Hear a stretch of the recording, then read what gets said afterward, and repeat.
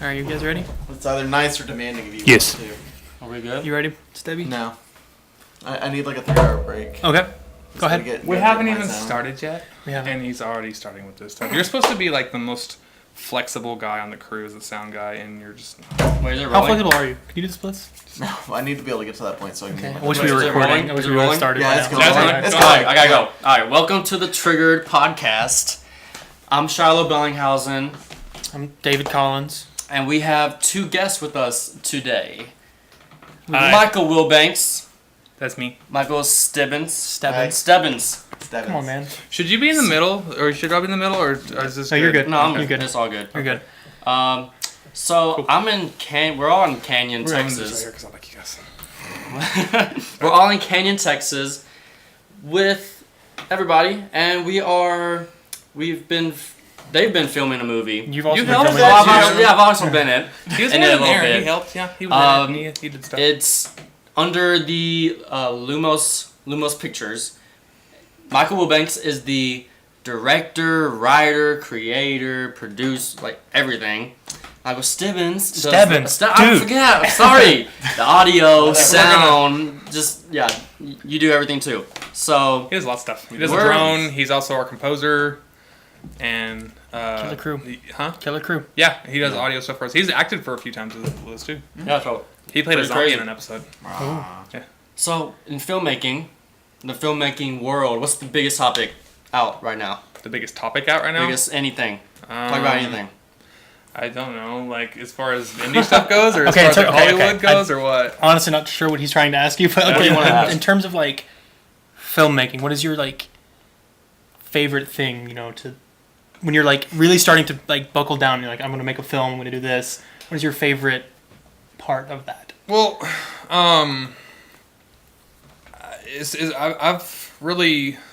been into filmmaking for like a long time, and my favorite part about it is starting from scratch. You start from somewhere that you just have, you have an idea. You could be inspired by something, or you could have a dream about something, or just be sitting there in the shower one day and have an idea, and taking that little idea and then making it grow into this thing until you have this final product that you can actually watch and share with other people. That's got to be my favorite part about this whole thing. I love, because for the film, I guess we're going to talk about Echo a little bit. That started off as just an idea that we were going to do for this 48-hour project that we were all part of, that we were a part of. I came up with it because there was all these genres that we had to come up with, or that all these genres that you can draw, and you have to come up with something for whatever genre you end up getting.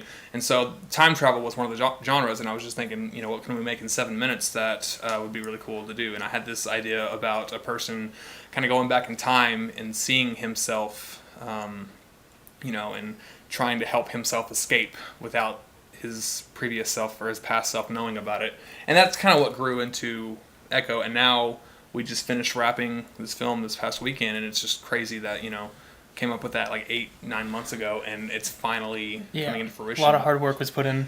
A lot of hard work and Yeah. long shooting days put Yeah. into it. So. Did we say that you're also part of this? Like, you do stuff too, or did you just Yeah. kind of say we were? I'm in it Oh, yeah. a little bit. Yeah. The main actor. David's little bit a in pretty it. big part of it, Yeah, it's a lot He of is fun. the main star, along with Tommy. Tommy. Yep. Tommy, Yep. yeah. Great guy. Almost the time was so. No, it's Tommy Wiseau. Is it Wiseau? Wiseau, something like that. But yeah. W. So- Wise should not be anywhere near his Yeah, name.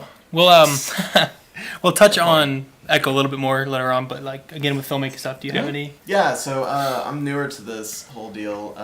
Just started working with Mike last year, and I think my favorite part so far about it is the just how much there is to it, and how much like technique and all the different things that happen, and all the different like ways to go about doing things, and I guess kind of the movie magic of it, where you've got this set, and you know that you've seen movies, and it's just like a person like walking down a hallway or whatever, but what you don't see around that is, and outside that frame is like all the people that are walking around, and like taking, like the people carrying the cameras, somebody pulling focus, sound guy recording while the boom guy's keeping the mic in. Yeah, all these little It's jobs. teamwork. So Yeah. yes, You'd never exactly. think of. So many intricate little parts that are working together to get this shot of something that looks like you would see in real life, kind of a thing. Yeah, and So it's something that you do because you're the sound guy Yeah, and all yeah. that stuff. It's something you don't think about, especially when you first get into Definitely. film. Is all these tiny Definitely. little sound effects you need, like that you hear in life, like footsteps or breathing or wind, and like you don't think about it, but stuff it's like super that doesn't just come through. important. Yeah, exactly. And so like, and all the things that you don't want to come through end up coming through. Yeah, when I first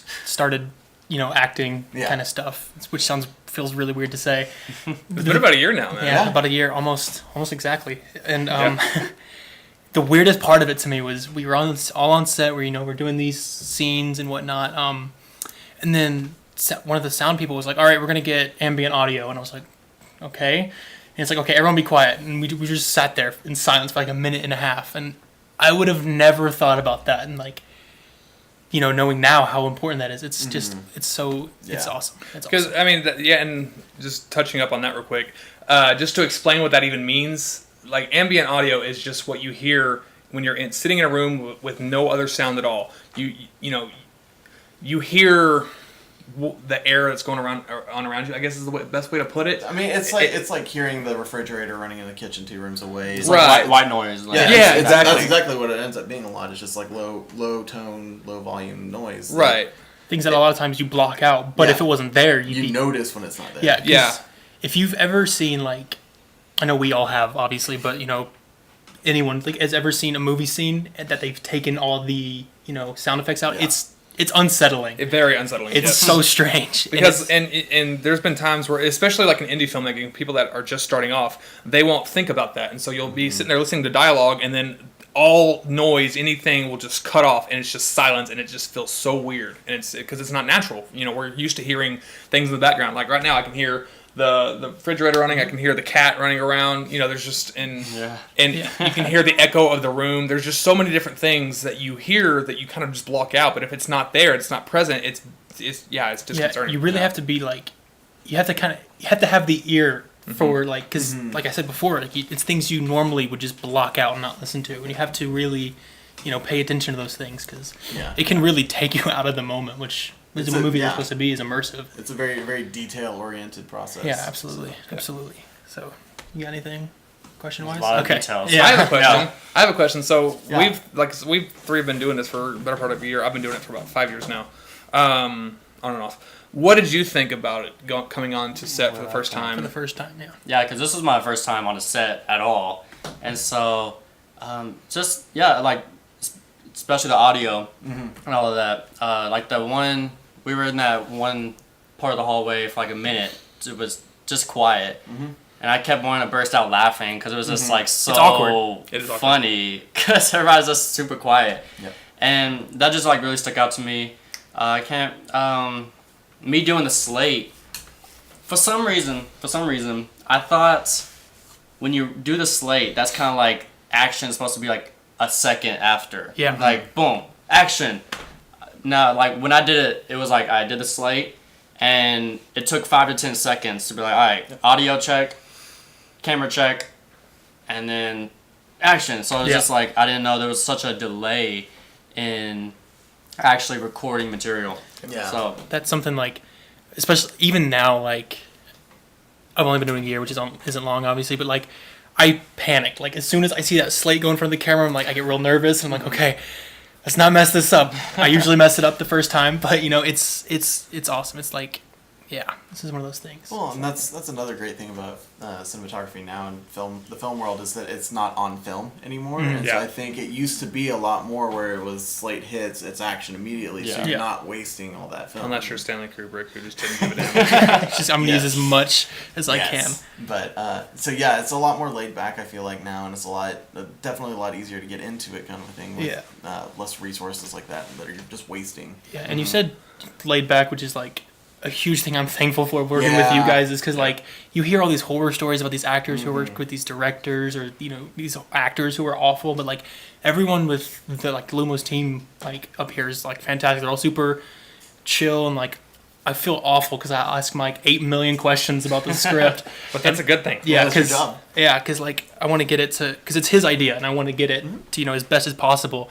And like if we were just having a normal conversation and Mike said something and I asked him 8 million questions, he'd probably get a little annoyed at just the casual conversation. But it's really cool to be able to ask those things, or do this, or kind of free flow with the script or whatever comes more naturally and all that kind of stuff. Which is it's like what Shala said. It's teamwork. It's people working together to put together something very creative and unique in its own way. Yeah, I think something that would be really I don't want to say catastrophic, but would really hurt a film is like selfishness for any of the jobs. Like I mean, obviously, especially actors or directors are like, if they're like, you stick to the script and you don't go off at all, all this stuff, but like he writes something down and we'll be like, well, what about you try this? And he'd be like, okay, that could be interesting. And it really like kind of like iron sharpens iron a little bit. It exactly. But if you're I'm gonna do it this way and no other way, it could really hurt the film. And it's great about that. And there's a great example of that is we were working on another film with some other people, not this past weekend, but the weekend before. Yeah. And we did 2 short films in 1 week. That's insane. Yeah. One was a little bit longer, I think.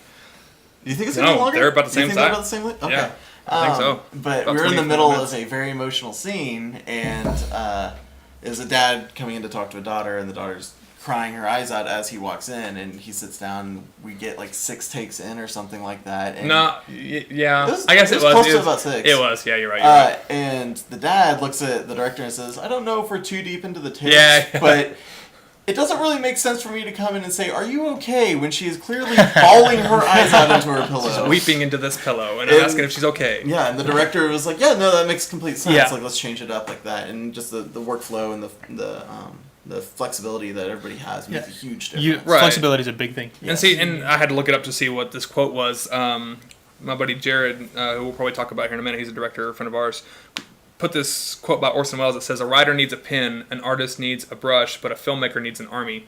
And that's incredibly true. Unless there's, granted, you have directors like James Cameron or Quentin Tarantino who really, they have their vision and it's their way or no way. Mm-hmm. Now, they're James Cameron and they're Quentin Tarantino, so you can get away with that. But I think for the most part, everyone that we bring onto set wants this to be the best possible product that you can make.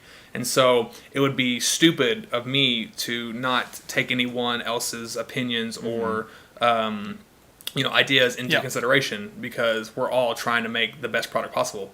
And that's how I work. I don't like just doing it, we're doing it this way and that's it. In with the script, I don't write the script for it to be read word for word. I do it so you have an outline of what the conversation is supposed to be, and if you feel like something's not natural or is coming across weird, then you can change it up and say it however you think your character is gonna say it. Yeah, and like you just said, because like as a writer, sometimes you'll be thinking, oh, this is how this should be said, but then when you say it out loud, you're like, that's a little weird, because like you could write a piece of dialogue and then you don't hear it until you're filming. But if you're like stubborn and you're like, no, I wrote that, you need to stay that way, but it sounds super awkward, it can really hurt something. You really have to leave your ego at the door whenever you step on the set. It's intense. And we talked about kind of everyone wants to be the best it can be. There was, I think it was Friday, we were shooting one of the fight scenes for the film, and I don't know how many times you heard, do we want to run through that again, when we were practicing the fight scenes, and every single time people were like, yeah, let's do it again, because we wanted it to be as good as possible even before we started shooting, and it really, I think we can all say, really benefited seeing that part finish, which is incredible. I'm super excited about this. I am so excited about that fight scene. And that's another kind of thing with this whole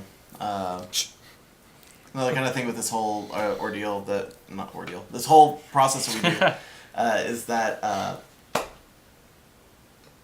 I totally lost my line of thoughts. That's great. That's okay. It was a great thing.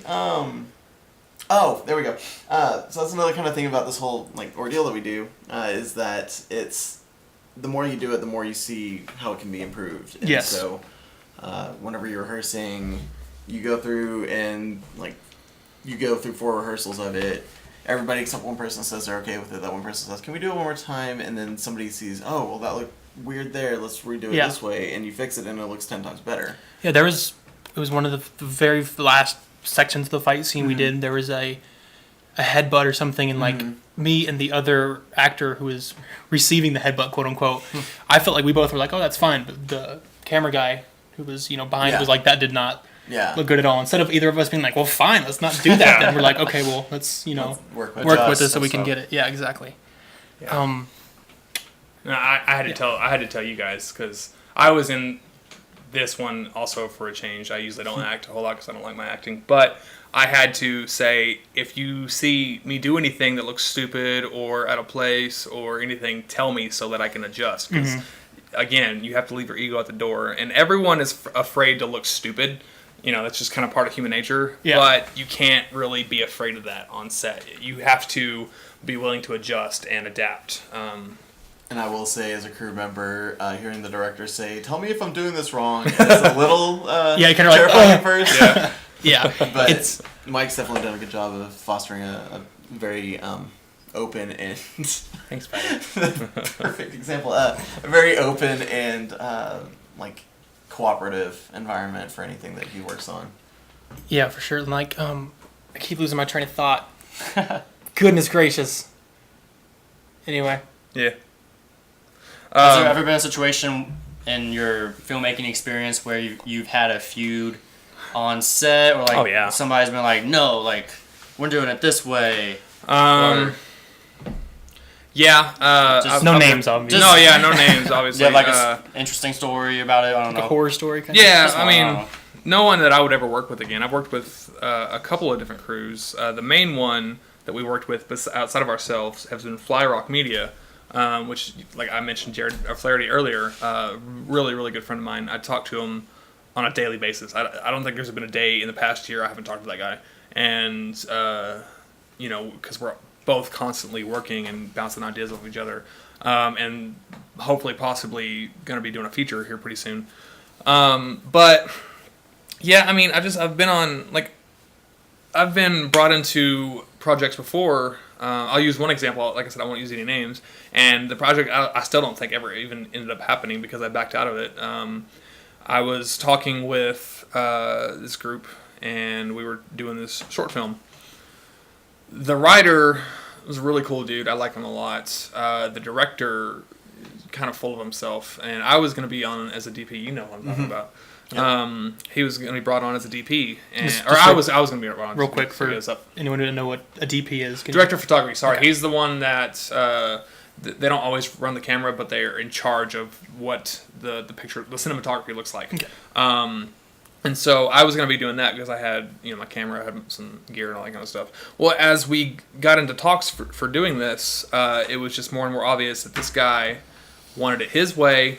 And that was it. There was no room for negotiation, no nothing. And then even further down the line, it became clear that he didn't want me there to bring any of my artistic style to the film. He wanted me there to use my stuff, my equipment.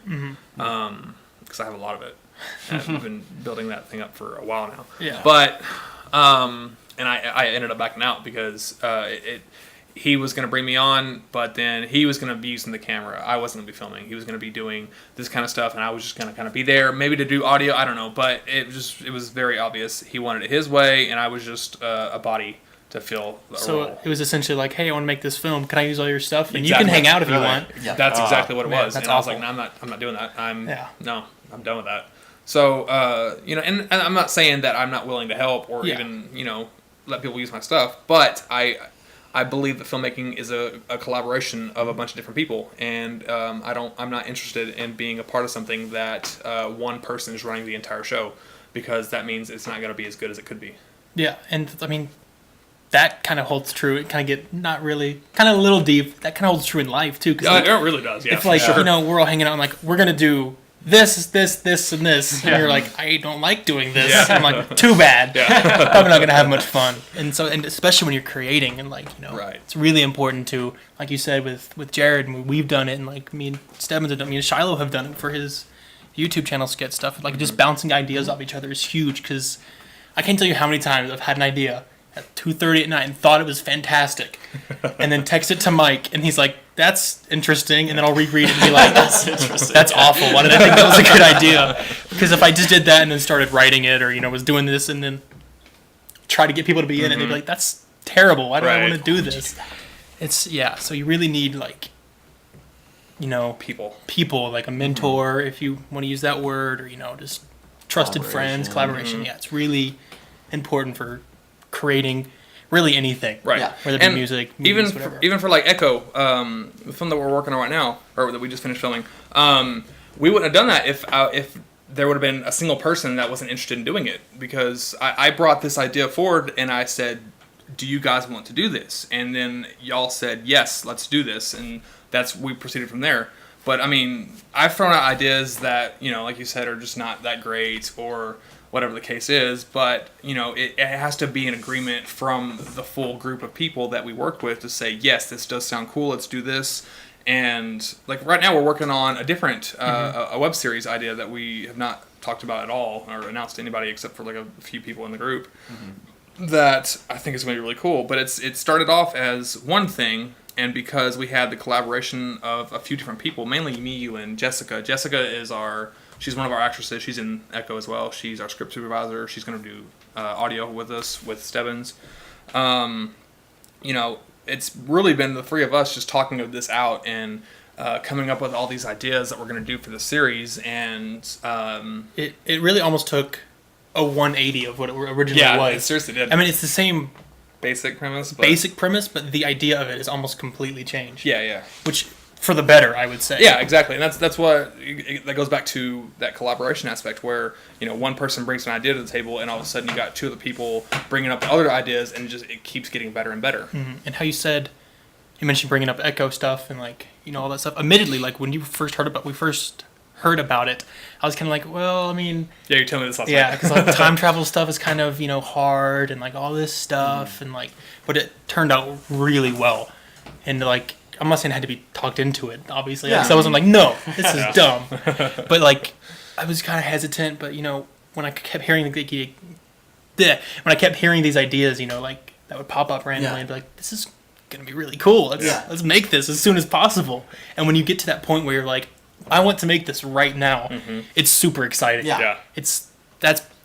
I'm not, you know, really into like. I'm into it, but I haven't really done like entirely creating something from scratch yet. Yeah. It's kind of what this web series will be my first for this. Yeah.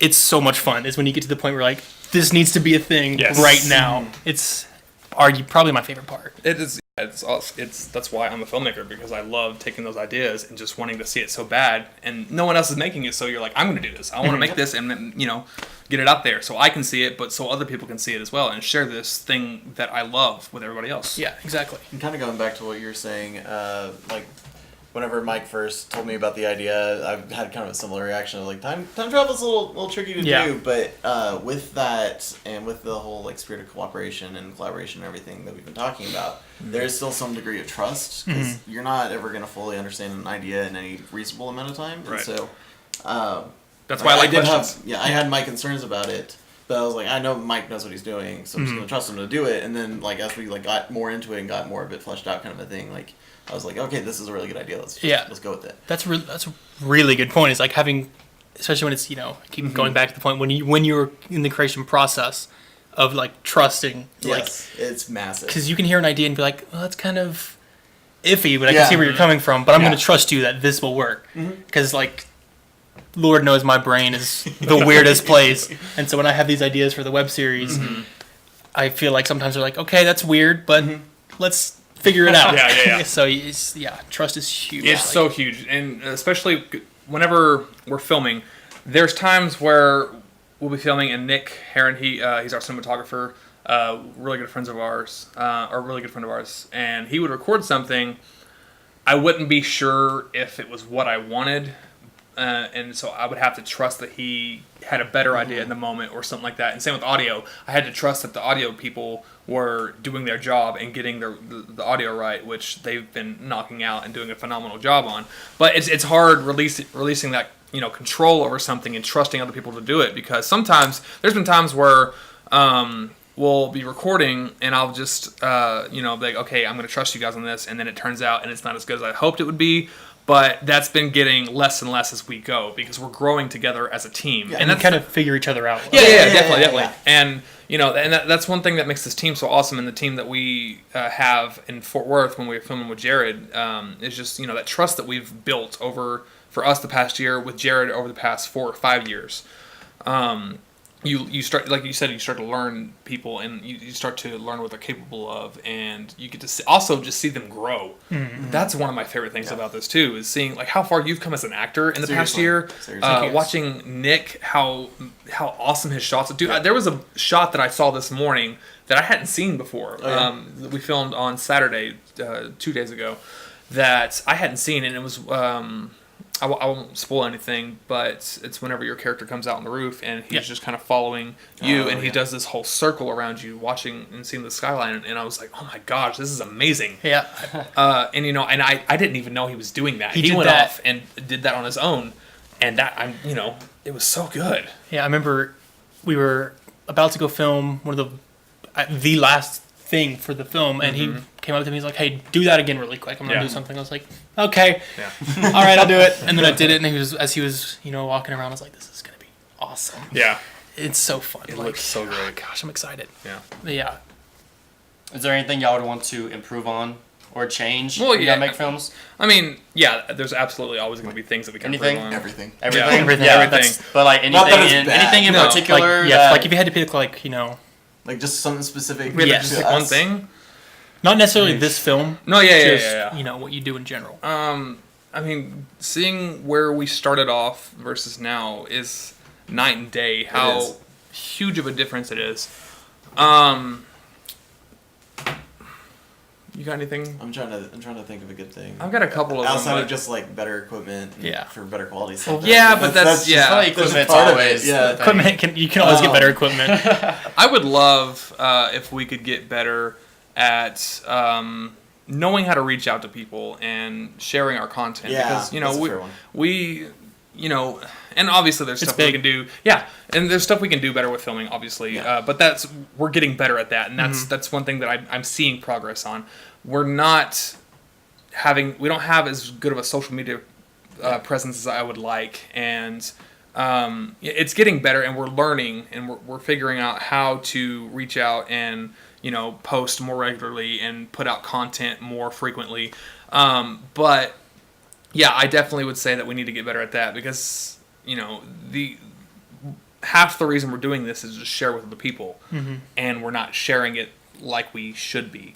And that's going to come with time, obviously. But I want to learn more about that, like advertising for stuff, and just getting our content out to the public. Yeah.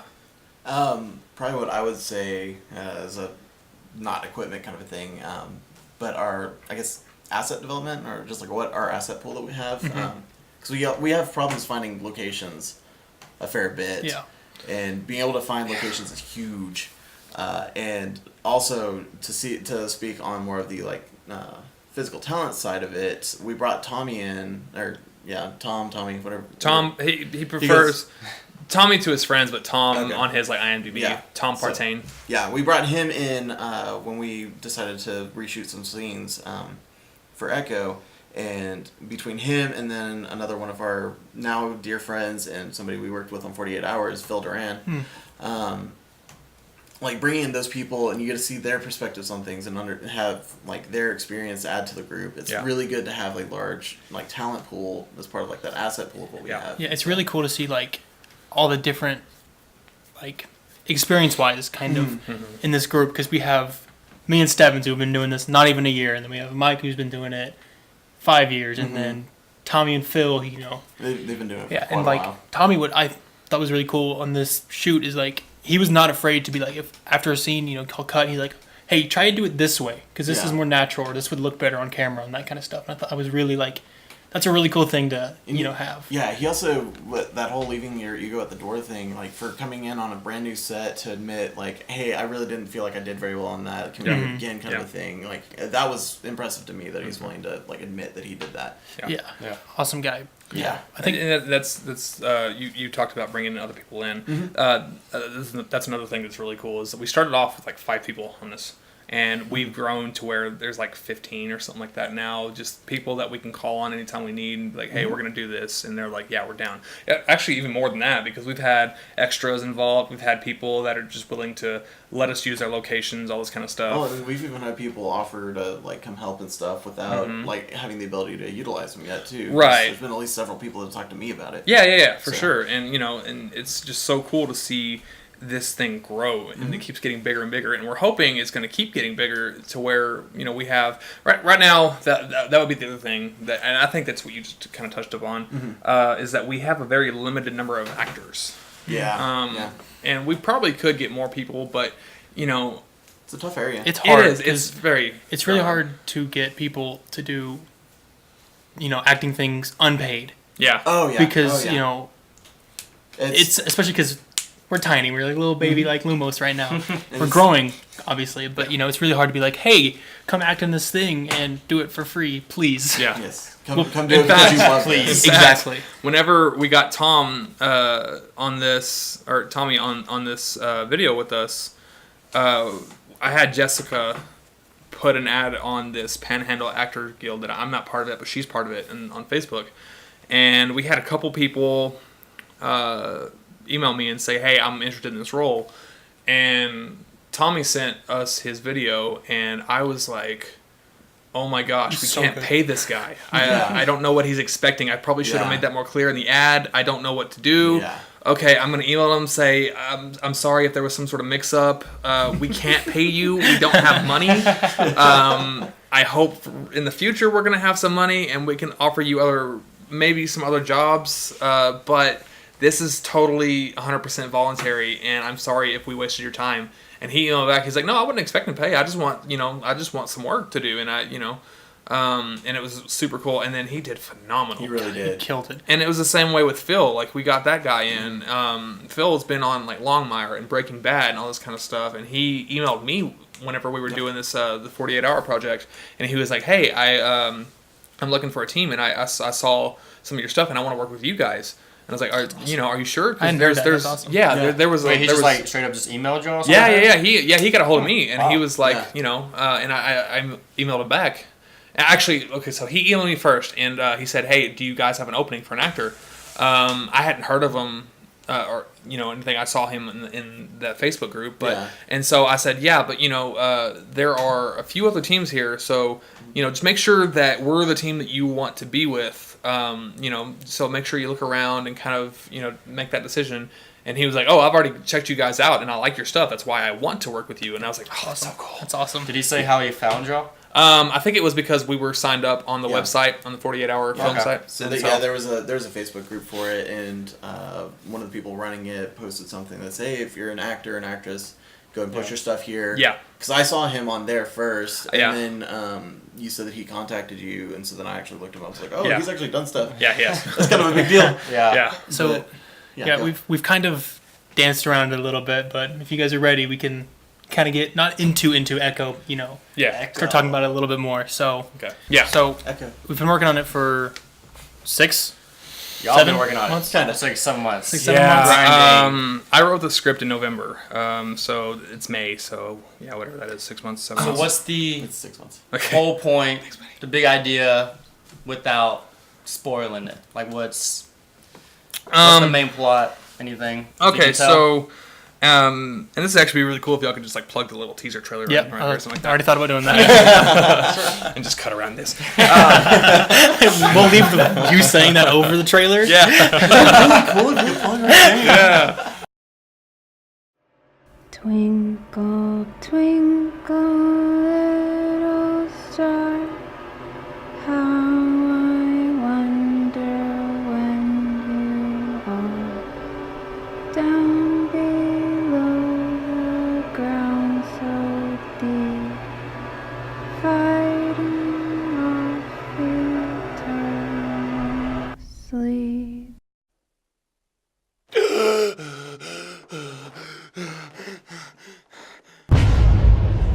Hey! Somebody help me!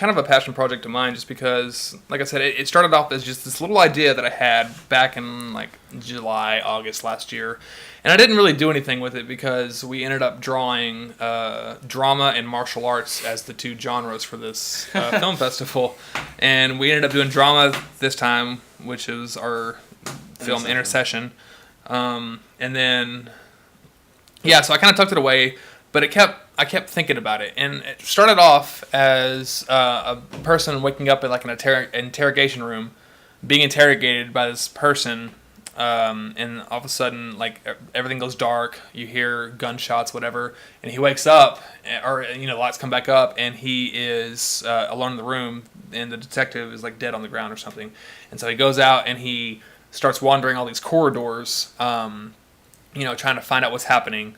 And long story short, he finds this device that you find out later is like a time traveling device, and he gets sent back, moments before he got there, and he's wandering back around. He doesn't realize really what's going on. All of a sudden, he looks through this window. It's like a two-way mirror, and he sees himself being interrogated by this detective, and he realizes he's the one that has to save himself. So that idea kind of started to form more into what Echo is now. Obviously, it's not a detective or an interrogation or anything like that, but it was just that idea of being the person that has to go back in time to save yourself. And so from there, I started writing a script for it. I started talking to, I think I talked to Stebbins about it a little bit. I talked to Jessica, and then I brought it to the group after we were doing another film festival or another film project in November, and I said, is this something that you guys would be willing to do? Is this something that we can schedule to where everybody's schedule will work out? And a lot of things came up that the reason that it wasn't finished at the time is just, I'll go into that in a minute, but I got the script written, and I loved it. Everybody else read it and liked it a lot, and so we went with it, and then that's what we have now.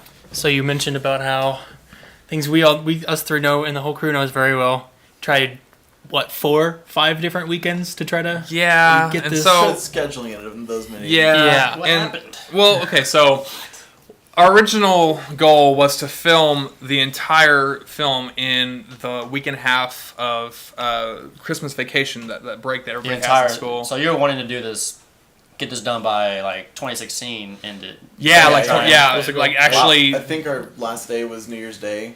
It was day done with after the New Year's filming Day. part. It was day after, yeah. Yeah, because it was New Year's Day whenever we filmed the the gurney scene. Yeah. And I'll go into that in a second. And it was the day after that. Yeah. So we had everything scheduled. Everybody was like, okay, yes, let's do this. I think we had like one or two people that couldn't make it, but it ended up working out. So we had everything planned, and then everybody showed up, and it just all went to hell after that. Like, we... Kind of quickly. Really, really quickly. You mentioned What ended up happening? Well... You mentioned the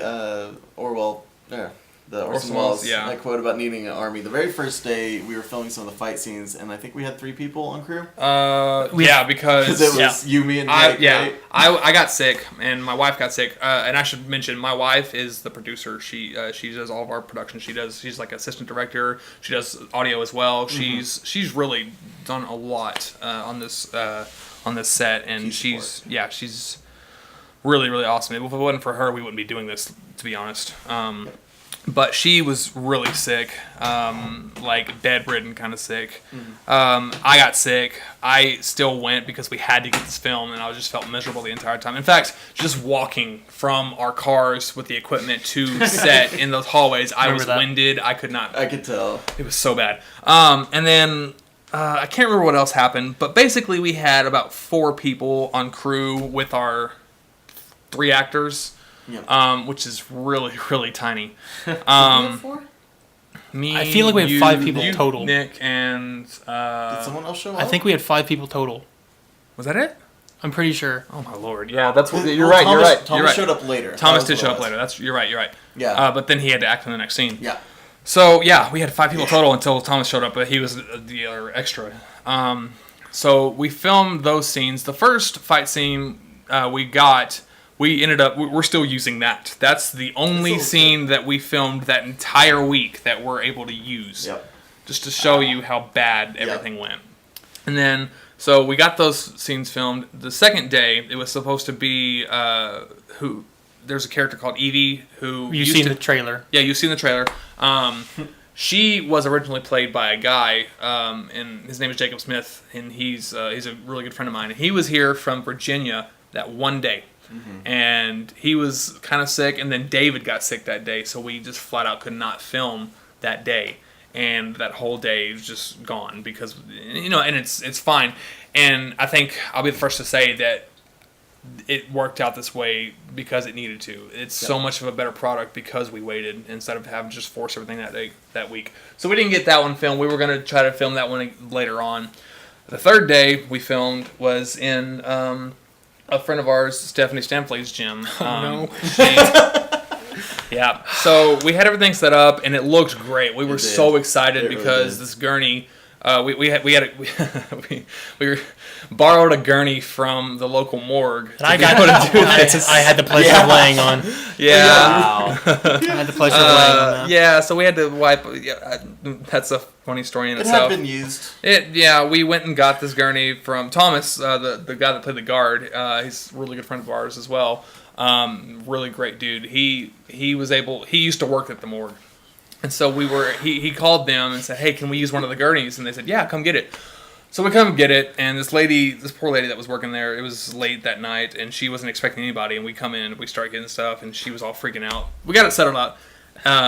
And she goes out there with us to get this gurney, and she's like, yeah, just put on some gloves and we'll start wiping it off. I'm like, are they not already clean? And she's like, no, they're not really. It's like, right here, there's some blood right here. Just go ahead and get that. I was like, oh my gosh, what are we doing?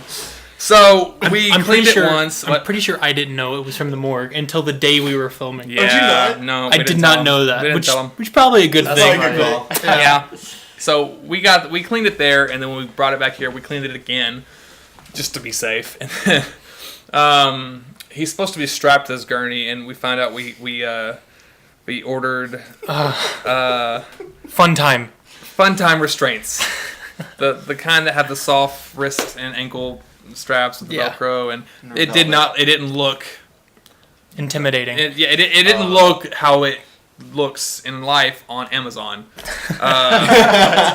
and so that was fun. So you got strapped with sex straps to this dead body gurney, and so That's fun. Yeah, it was. Yeah. Anyways, okay, so The more you learn. everything was going good until I think the second take. All of a sudden, we hear this door open, and In this the dude, middle of the take. in the middle of the middle of take, it, and this yeah. dude's like, "Hey, can y'all come move your cars?" And I'm like, "Wait, what's going on?" And they're like, "Oh yeah, we're the CrossFit gym next door. We're gonna have a New Year's Day workout that we didn't announce to anybody except for our who come to local the- populace." And so, about 4 takes in, they start blaring this music and they start lifting weights, and all the audio was shot. It was dubstep, It's dubstep, and then country, and then metal, and then metal, and then it cycled back. See, it was weird because you heard that it wasn't super loud at first, but then you just hear this you heard you heard one bang, and you're okay, that was weird, and then you heard another one. Yeah. Clearly weights, and then it just got ridiculous. It sounded like they were throwing weights at the wall. And That's yelling. basically what they were. And Yeah. yelling. It was- because it's CrossFit. It was a nightmare. I don't know about you guys, Well, but I all the really audio was enjoy useless. listening to country music while I'm trying to get. That's the weirdest thing. I don't And then understand. dubstep. Yeah, and then dubstep. Yeah. The so- dubstep in the middle are fine, but the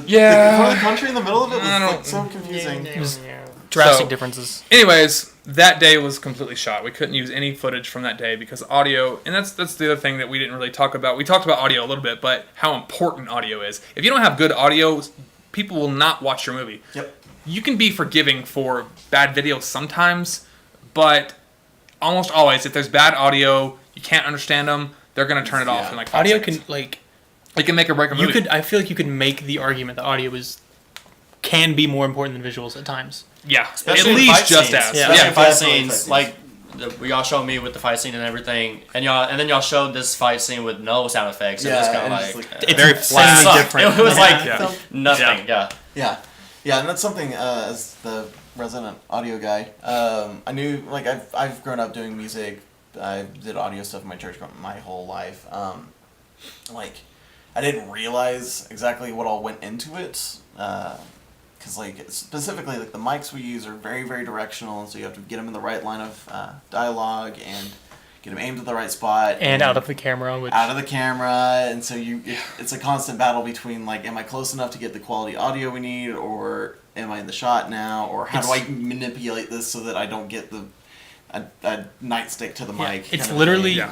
get this as close as you can without Being in any frame. of it being in frame. Yeah, Which, like just seeing, like, I've done it very briefly before, operating the boom. yeah, It's exhausting. It is. Like, because you just have your arms up. If you want to know for- how exhausting it is, just do this until you can't hold your hands up For a anymore. while, he's putting his arms up in the air for SoundCloud people. But Oh yeah, sorry. No, you're good. yeah, Yeah, it's yeah. It's incredible. yeah. So what else happened in the like So week and a half? Yeah, so that was day So after 3. CrossFit, after CrossFit. Yeah. Yep. And like I said, we couldn't use any of that footage. So then we had It was rooftop next. rooftop scene, which we had rooftop scene, and we had some more tunnel scenes. That's right, Which we yeah. were really fortunate because we were able to use some of you were down there, Yeah. some of the underground tunnels below Amarillo, like downtown Amarillo. That's so random how they have the like tunnel. Thing Yeah. on Yeah, the there's- bank. There's weird stories. I did not about expect. I walked around that corner. I was like, they. I remember this. So Yeah. and Yep. y'all seen. So yeah. that. Yeah, so, and this was spread out about a week because we had day 1 of filming and then like 2 days break, and then like Yep. day 3 or day 2, day 3, and then another day of break and day 4 kind of thing. Just because that's the way it was working with everybody's work schedule and all this kind of stuff. We Yeah. had our makeup artist Bella, who Kills she had it. to work, and she's amazing. Like y'all see some of the pictures if you look on our website or on Facebook or whatever of the things that she's done, and she goes to school for it, So, but so we go to do those tunnel scenes, and it's like a Monday. I think it was July 2nd. January. January 2nd. And since I didn't know this, but since New Year's Day fell on a Sunday, New Year's Day observed Yep. was Oh, yeah. on that Monday, and so everything was closed. Yep. No idea. We had gotten permission to use the facilities and everything, but I just didn't know that was a federal holiday. And so we went from there. We're like, well, crap, we can't film here, so let's go ahead and do the rooftop scenes, and then we'll, get the rest of it later, And then, so we got to the rooftop, and the security guy comes up, and he's like, hey, y'all can't film here. Like, what are you talking about? Like, It's just a rooftop. it's a literally- parking it's a garage parking garage rooftop. rooftop. And they're like, you can't be here. It's private property. I'm like, it's public parking. I said, nope, you can't be here. So I had to leave, and it was really dumb because we know the owner of that we don't know him personally. The owner of the company, which is Amarillo National Bank. Yep. Yeah, Amarillo National Bank. It was their parking garage. They're really good friends with Palace Coffee Company, which my wife works for, and they have a really good relationship. They let us use their facilities all the time. We ended up getting permission from them to use that, but we didn't technically have it at the time, so he was like, you can't be here, and we had to leave. So we started off that week with 4 days of filming. We got part of the first day that Like a was day and a usable. quarter. Yeah, and then the second, and then that was it. We couldn't use anything else, and so really discouraged. We were like, okay, we're gonna plan another weekend to come up, and we'll do this maybe in 2 different parts. Before we get too far forward, there's one other thing that was about these tunnels that was kind of funny was, so the uniform or the uniforms for the people look like military uniforms. Yeah. They had like full Oh gosh. combat fatigues, like combat vests that were for like airsoft. And if you're far away, it could look like a bulletproof vest kind absolutely. of thing. It was very much convincing. kind I of mean, the half point of of it was actually military gear. Yeah. We're under a bank in the tunnels. 3 banks. 3 banks. Sorry, banks. 3 banks. 3 banks and an insurance company. This is true. And we had several people like walk by and give us the like most terrified looks. And we'd have to be like, no, it's fine. Cameras. There's a camera. That's all you it's gotta a say. movie. There's a movie. And even still, I they were kept like, meaning to make signs to like post Yeah. up, before and after, and be like, hey, this is a film set. Yeah. You're welcome to walk through, but we're filming. Don't be afraid. Yeah. But I kept forgetting to do I that. think 2 different building managers came down and asked us what we Yep. were doing. We had 2 guards come down. A janitor went and tattled on us to a guard. Like, it was very nerve-wracking. understandably. Oh, very much so. Yeah. Yeah. But It's they just were terrifying. super cool because what happened was I went and talked to the people at Wells Fargo, and because we saw a video with these tunnels before, and I was like, I want this. This is the location that we need to use. And so I went and talked to her. She was like, yeah, you're more than welcome to use it. I'm not signing anything, but as long as you're not going to hurt the facilities, you're totally welcome to use it. I was like, okay, that's a little sketchy, but I'll take that as a yes. I'm not and signing anything. We were filming in the tunnels that you'll see the first fight scene in, which I still love that location so much. We were filming, Good. and this security guy comes up, and he was like, hey, what are you doing? And he didn't speak very well English, or Yeah. English very well. I can't apparently speak You English can't very either. well. He couldn't speak English very well, but I got the point across. He's like, what are y'all doing here? And I said, we got permission. We're fine. He said, where'd you get permission from? Was it from there? Because their jurisdiction ends here. You're here. And we're like, oh, I'm sorry. And he was like, it's fine, but you just need to let someone know next time. I was like, okay. So we're sitting there filming, and all of a sudden this dude comes up, and he looks like he's kind of a bigger deal. He's dressed up nicer and Moving with a little more purpose. yeah. And I was like, oh man, we're about to get shut down. We're gonna get shut down so quick. And so he came up and he was like, hey, what you doing? And so we're like, oh, we're filming a scene. We just talked to somebody. He said it was cool for here. He's like, well, I'm Brandon. I'm the building manager here, and I'm the guy you got to talk to. And I was like, oh no. He was like, it's totally cool you're here. I just need, I just wanted to know what's going on. You have some contact information, your website, all this kind of stuff, just so I can make sure you're legit. And I was like, yeah, absolutely. Very, very cool, dude. We could not have done this without him. Yes. Because we had to end up filming at this place 4 different Yeah. days. And every time I would just send him a text, be like, hey, I know we keep invading on your space, but can we use it again? And he'd be like, yeah, no problem. You do what you got to do. And so, very, very cool, dude. Yeah. But where were we going with that?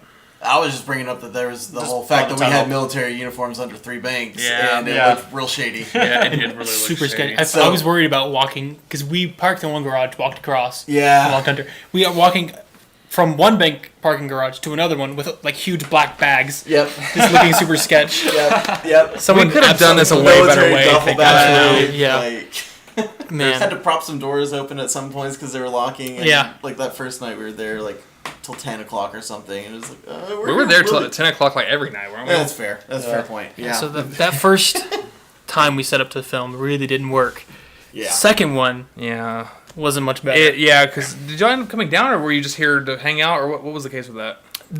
The time I came to hang out was when we did choreography for the fight scenes. That's right. Okay. That's what we're filming. That's right. Which that went fine. That went. Yeah. So it was about February, and we were trying to make it work, and it just wasn't working out. And we had issues, I think, with like hair and Yeah, there like was- looks and all that kind of stuff. Because Continuity. yeah, continuity errors we were worried about, and Jessica had brought up the fact that Jessica originally played Dr. Castor in Who was Tommy's character? yeah, who's Tommy's character now, and it just things weren't linking up, and it was almost to the point we were like, we're gonna have to scrap this and just move on to something else. But then suddenly everything started working out again. Jessica was like, I don't want to do this. I'm like, well, would you rather do the role of Malcolm, who is now Evie? And she was like, that would be amazing because Evie is insane. Because She's Jacob crazy. couldn't make it. Huh? Right? Yeah, Jacob couldn't make it. He was still in Virginia, and my buddy Jacob, he's in the Navy, and so his contract ended. Yeah, it was. He just got out in this past month. His contract wasn't up until April, and they weren't coming back to Texas until May, and so again, things weren't working out there. But then Jessica's like, I would totally do that role because that sounds really fun, and I don't think I'm going to do this Dr. Castor role very well. And so I said, okay, that's when we put out the casting call for Dr. Castor's character. And Tommy stepped in, and we said, we don't care if you're a man or woman. We'd prefer you to be a little bit older, be a little more believable. Yeah. And then Tommy, man, blew it out of the water. Knocked it out. And so from there, we said, okay, we're going to set up 2 different weekends, one at the end of May and one at the end of April. And we're going to film these 2 weekends. And we did this about a month or 2 in advance to make sure everybody could be here. And then we did it. We filmed. We had one more little small hiccup in the weekend in April, which I'm really glad that we ended up waiting because it just worked out phenomenally. Oh, right. Friday and Saturday we filmed. Everything looked really good, but while we were on set Saturday night, it started to snow in April. And we were like, my Lord, we're supposed to be on this rooftop in Amarillo. In the morning. In the morning when it's supposed to be 31 degrees outside. We're going to have to push this one back. So And even if we did, physically wise, dealing with the cold and all that, try to soldier through it, the audio would have been awful. It would The have been audio terrible. would have been awful. Gear could have gotten real Ruined. damaged. Yeah. So just for the betterment, we were Yeah. like, Absolutely. And so we had to make sure, we're like, Tommy, I know we only had you for this one weekend, because we had scheduled everything to where all of the makeup and all of Tommy's scenes were going to be this one weekend so that we didn't have to bring them back. Because Bella, our makeup artist, she was leaving halfway through May to go to Colorado for the summer because she's doing this, I think it's a camp. It's a theater. Yeah, yeah, It's yeah. a theater production company. Yeah. Okay, not a camp. But yeah, and so we're like, is there any way that you can be here? And he looked at the schedule. He's like, yeah, that works for me. So we only had the fight scenes scheduled for that weekend, but we ended up just adding another day, and that was this past weekend. And so, like I said, everything kept moving forward. We kept doing rewrites on the script to make sure everything was going good.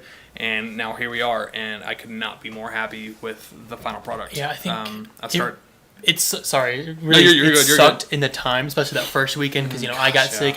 Steph was sick, Yeah. you were sick. I felt like everyone was getting sick, and I felt awful because Jacob came down here and was going to Yeah. film, and he couldn't, and all this stuff. And then that second weekend we came down, and we're like, okay, we're going to finish this, we're going to get it done. Yeah. And then at the hours before we were going to film the last scene, we're like, we can't do it. Yeah. Because we're going to die if we do it. Yeah. And then so it really worked out for the best. Yeah, I was gonna say It's like- if we would have ran with that first weekend, and just to to show you how unprepared we were for December, I wrote the script in November, and we were trying to film a month later. It was very rushed. We weren't ready, and that it would have showed. So all these You know, setbacks were really good. 'Cause they y'all really got were. time. I'm so That was thankful a for them. big deal. Yeah, it really was. And that's something you briefly mentioned, is rushing it. It's like you really can't You can't. rush Look at the these Hobbit kind movies. of things. Like the Hobbit movies. Or Suicide Squad. Suicide Yeah. Squad. Yeah, Suicide thank Squad you. was jammed out there, and Yeah. it could have been fantastic, but it was rushed. I mean,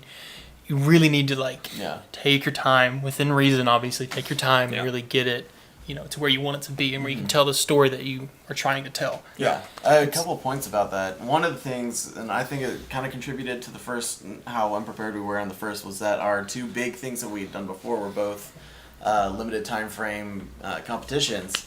The first one was a 48-hour competition. The second one was a 77-hour or something like Yeah, that. yeah, Same something like thing. that. But yeah, essentially. it's like basically a weekend. You have a weekend to do all of a film. And it's like 7 minutes long, and so we were used to working under that kind of a time constraint, Yeah. and so we kept going into this. Think we gotta thinking, go. We gotta let's go. just We gotta let's go. just get it done. Let's get it done. We gotta go quick, and literally, we didn't have to do that Yeah. at any point. And also to kind of elaborate on Mike's point about the whole getting disheartened after that first weekend, I remember the conversation where we talked about Jessica not playing Dr. Castor because she was not feeling uncomfortable with it, and I was sitting right there. And just there's seriously a point, and I think it was the point where Jessica said that she would really like to play Eevee, and is at that point all of a sudden the spark came back and Yeah. everybody got excited. It was literally just that one instant I got to see it, and it was like that was really cool. You can see the creativity blossom again. When, Because at that point we were just so disheartened. Yeah, after that Every- first weekend, Yeah. I feel like we all kind of were disheartened and man, we really wanted to get this made. And then,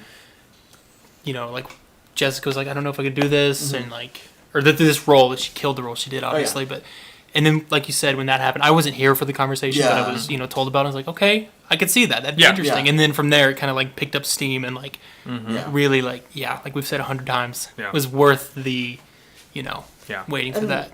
That's kind of the thing too, is that those two other competitions we did, and we've done a web series also, but I mean that's low pressure, and it wasn't as Yeah. big of a hurdle. It was more of a passion project kind of a thing. Yeah. Um, Just something to do to keep putting material out and to keep getting better in Yeah. your craft. but I feel like both those competitions went really well. Yeah. And there were no hiccups. We and won were- several awards for that first Yeah. one. Oh yeah.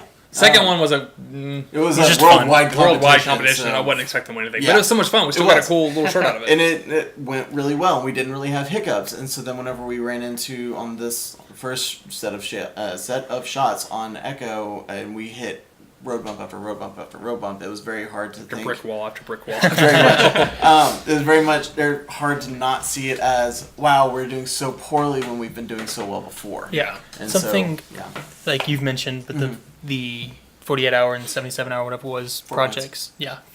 Yeah, So yeah. it's called- Having to get it done. Yeah. Is that something that really kind of, I don't want to say messed me up because I enjoyed it obviously, Yeah. but it made me, because that was the first time, like, the first film I was in was Morning Rift, which was with Jared. It was was an extra. We filmed that in one day. Yeah. It's a freaking 20-minute movie. Yeah. And we filmed it in one day. Forgot that it was a 20-minute Sun up to sundown. Now, that might not seem like a big deal to It's everyone. exhausting. That's a lot. Usually a short film takes about a week, a solid week of filming. As an example, a feature film, like a feature length from an hour and a half to 2.5 hour movie, whatever. If it's an indie film, you can do it in 3 to 4 weeks. If it's a big production, 2 or 3 months. We tried to make a short film, which is a third of a feature length film, in one day, and we did it, but that day was exhausting. I was thankfully only there for hour, I wasn't 2 at the there, most. so- Was it like the same quality as like y'all did with Echo? Oh, absolutely, yeah. man! It looks really good because again, Jared O'Flaherty, he is a wizard when it comes to this kind of stuff. I don't know how he does it. I ran camera. I was one of the producers for it. He directed, wrote it, edited, and When was it? When was it written? It was written. Like, was it the same day or like day before? No. Oh yeah, no. There was a you lot had of it written pre-production. before. Yeah, Okay. we had about a good month and a half Oh, of okay. pre-production for it. Where we had to get like wardrobe and the set and all that kind of stuff. But as far as like filming goes, Yeah. we arrived at like 7 a.m. and we filmed until about 11 p.m. Which, think about how long that is. That's A long time. yeah, that's like And it's not like you're 16 sitting there. hours. yeah, 16-hour day. It's not like you're like sitting there just like holding a camera. Like Yeah. cameras, you grab them and you're like, oh, this is light. This Yeah. is fine. But then you put it on, a shoulder mount or something. Yeah, again, just put your That arms does up seem- for a while. Yeah. It's Exhausting. a lot more exhausting than you think. But Yeah. like I was saying, it was like that was my first like IMDb credit if you want to use that. But it was my first legit role. I dabbled in YouTube stuff, but that Yeah. doesn't count. And like I didn't have lines in that, so all that. Yeah. And then they were like, "Hey, you want to work with us in this?" Yeah. For this film project, this weekend thing. I was like, "Heck yeah!" I did that. And like you said, you kind of have to rush through it, gotta get done. So like, and I talk fast in general. Yeah. So Yeah. when I did those 2 short projects, and then did this, Yeah. I was like speeding through my lines Yeah. because mixture of the first 2 and I talk fast I kept having to say, slow down. many times, and I was like, I need to slow down Yeah. You because did every time. which thankfully because Yeah. sometimes I would feel like I was saying it slow, and then I could be like, slow down, and I'd be like, Yeah. okay, got this, and like, yeah, man. It feels like you're moving like a turtle, but Yeah. it's how normal people talk. And the weird things to me, like that's weird. This is slowing down your speech and all this is for action scenes or really just anything is a beat, Yeah. which I'll try to explain. It's like kind of where you like pause for Yeah. a second, like what you normally wouldn't do. Yeah. Easily you can pause, especially in these fight scenes. Like you do this move and then you do that. But you have to do this move, pause, do that move. Yes. But don't pause too long Yeah. or don't pause too Right. short. And Because fighting in real life is nothing like fighting in movies. No. You have to make your actions big, and you have to kind of swing hard, or you have to swing wide. You have to take moments between because it looks good on film. I wouldn't recommend fighting like that in real life. I wouldn't recommend you will fighting get- in real life. You will get but Smoke that too, signaling that too, every yeah. punch you throw. Yeah. Yeah. Not even telegraphing. Yeah, it's You did these fight scenes with us, and you personally, I don't know if you'll agree, I feel ridiculous yeah. in the moment doing those fighting scenes, because especially with the huge, like Oh, when you yeah. get punched, you have to have that huge reaction when you're punching. Like, Yeah. it feels super unnatural It does. and kind of like, maybe ridiculous isn't the right word, but it feels wrong. You're like, Yeah, when am absolutely. I doing this? Like, Yeah. but it's a blast. Like, It's so much fun. my favorite day of filming this whole project was Friday, which was would be the second Yeah, fight this- scene in the film. Yes. Yeah. It was a blast. Like, Yeah, it was so much fun. easily my favorite day of filming. And In fact, I think it's safe to say that because of that, seeing how that felt and how it looks now on film, that we're going to be doing a lot more action scenes Yeah. and stuff like that because it's just a lot of fun. And we had Caleb and Anthony Phipp. They're some friends of ours. They're filmmakers. They live a couple hours away. They choreographed this whole fight scene that we did on Friday, and they did an awesome job. But then we got on set, and I played one of the guards. Caleb Phipp played the other guard, and then it was David who played Jack. We started going through the motions of everything. We started learning the choreography, and there would be things here and there that wouldn't work, and so we would just have to improvise and everything. But just going through that and learning, and then executing it, and now seeing, because that was the first thing. As soon as we got back from filming Saturday, I started editing that scene right away because I was so excited about it, and it looks great. It's incredible. And Again, like we've said 100 times, like if the Phipps were like, they designed their fight scene, if they were like, no, we're gonna stick to this and this and this, wouldn't have worked as well as it did. No. And they killed the choreography for this fight scene. It was awesome. Like, man. Honestly, my favorite one of the things that came on there, and this goes back to the collaboration thing, is like the last segment of that fight sequence. We started it and we couldn't decide like how you were gonna be oriented at first, and then we finally picked on one way, and then everybody was like stepping through one thing at a time, and somebody would say, oh, well, how would he does this? And like, okay, well, how would he naturally move to the next part? Yeah. And we constructed it like literally, I think everybody contributed one line at least. Yeah. And it turned out to be like probably the most fluid fight scene I've seen for like that small amount of time, from absolutely a horribly hard position to start from. It looked amazing. Yeah, because we filmed, we got there at right about 5 p.m. Started around filming 6. about 6 after we had gone through choreography. We had a couple of side shots that we had to get from things that we had missed last April, or last month in April. But we started filming right about 6, and we filmed until, 10? Closer to 11. Pretty close to 11. Was it 11? I think it was pretty much right at 11, because I think it was 10:30 when the lights dropped the first time. No, it was 10. Yeah, okay, you're right. Because they dropped at 10:30. Yeah, so we filmed for 5 solid hours, which again, it doesn't sound like that long. It's a lot. It's a long time. Especially when you're fighting. Dude, the next day and the day after, I was so sore. I'm still kind of sore. Yeah, I am. Something I realized as we were talking about it, have you all noticed like how much Intercession and Poetic Justice, which were the 2 weekend film projects we made, kind of like parts of both of those are in Echo, like in Intercession, how it's kind of dark and kind of, kind of the creepy character that kind of tone of Charlie, of like you kind of can see that in some ways in the character of Evie, who Jessica plays, and then obviously Poetic Justice, the fighting thing. Yeah. It's really cool to see, because I just realized that. I thought about it either. You see kind of both of those in Echo. Yeah. That's really cool. I didn't think about that. It's neat to see the connections like that. Yeah, and it's awesome. I completely agree. So. Wait, what's the future of Echo? Like, what are y'all gonna do when Of y'all Echo, wanna or finish? Oh, Like, okay, how y'all kind of moving forward. gonna release it? yeah. So Festivals. What works left right now? well, right now I obviously have to finish editing it. I've got maybe a third of it edited because I started working on the stuff from April, but we've been so incredibly busy. We haven't really had a whole lot of time to work on it. But so I got to finish editing it. And we're going to announce this Friday, when do y'all plan on putting this out? Yes, Oh, you're we announcing, can do it you're whenever announcing you this want. Friday? Huh? You're announcing this Yeah. thing Friday? Yeah. Thursday? Okay. That's cool. We'll go ahead and say it. We're going to do a big, kind of a contest, I guess you can call it, on our Facebook page. And we might do Twitter as well. We really need to get a Twitter. We don't have one yet because I We don't can run use it for Twitter. you. But, We can run it for you. Yeah, but I'm Insta. totally down. Oh, yeah, you talked about running our Twitter we for have us. an Yeah. Insta? Huh? We do have an Instagram. I've done more of the business side of Lumos than anything else on there, but What is your Facebook and Instagram pages? So at Lumos Pictures TX, I think is for Facebook, and I think it's just I can look it up real quick. Just Lumos Pictures for I think so. You can search Lumos Instagram. Pictures. Yeah, it'll come up. And if you see the yellow letters with the lights on Yeah. Yeah. No, that's not what I wanted. More things to do as far as what's left in the production of the short film is I'm the composer, and so I gotta make music for. How long is this? Do you have an idea the length yet? I'm gonna say it's probably gonna be about 25 minutes. Jeez. Okay. Well, I got a lot of work ahead of me. Gotta do Compose that. all music. Yeah. I'll compose the music, and I will.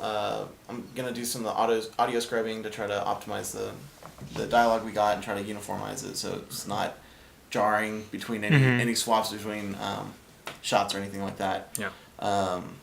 And then probably just a little bit more just sound effect manipulation and stuff like that. So that's my end of that. Yeah.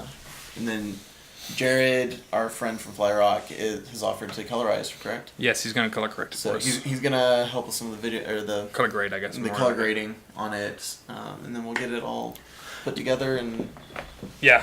festivals. Yeah. So I just looked real quick. So y'all know Instagram is at Lumos Pictures, just one word. Facebook, Lumos Pictures TX, and then our website is www.lumospictures.com. Go follow. Yeah. But so once we get all that stuff done in post production and get it all finished up, get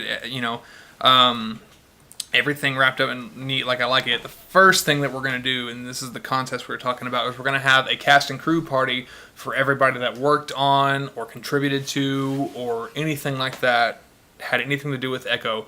We're gonna have a big party for that, and they're gonna be the first people to see it. And then, so this contest is we're going to have you share, first off, like our Facebook page, and then share the post that we're going to come out with on Friday saying, you have to share this post and like our page, and we're going to draw your name, and we're going to get, I don't know how many people we're going to do yet, 3 people, 5 people, something like that.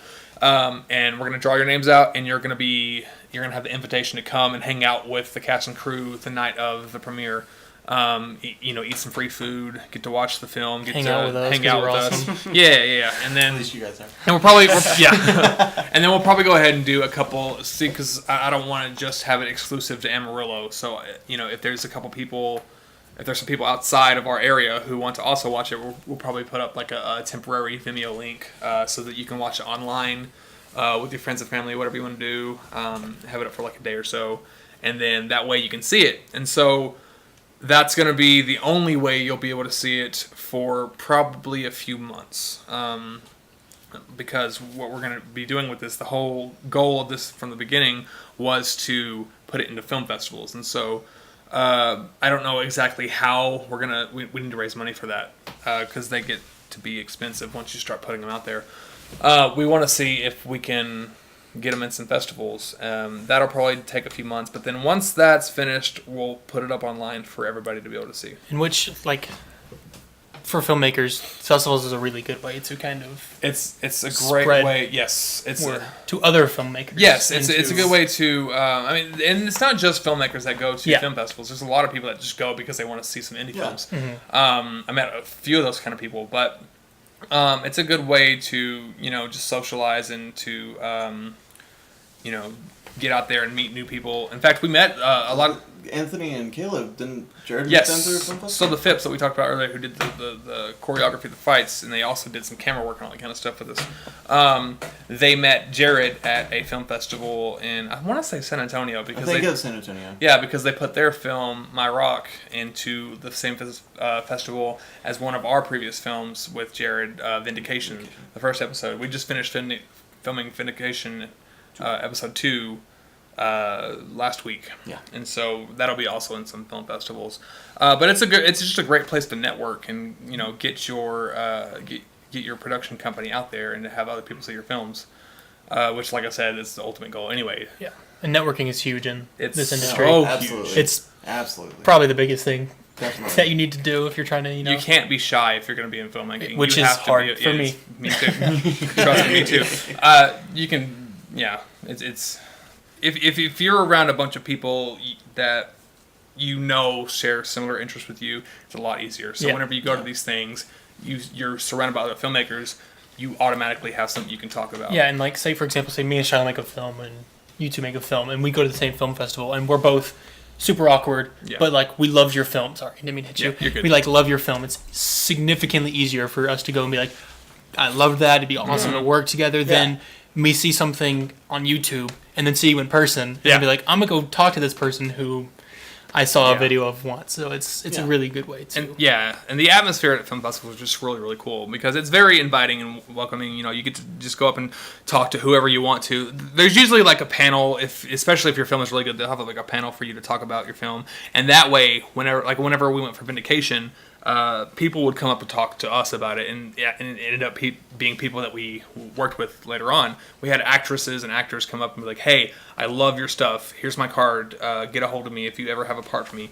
And we had a couple actors that we met through those means. So, it's just a great place to be. But then once that's done, we'll have it up online. And in the meantime, we're still going to be putting out content. We're going to be working on.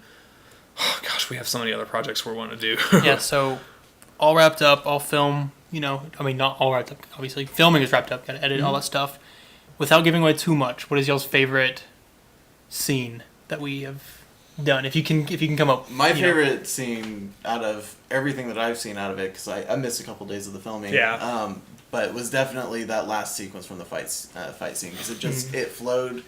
So I'm getting chills right now just thinking about it. It flowed. It was so well just like actuated, and just watching it from behind the recorder, it just looked amazing, and it was something that I would consider something out of like a AAA level studio kind of a thing. For sure.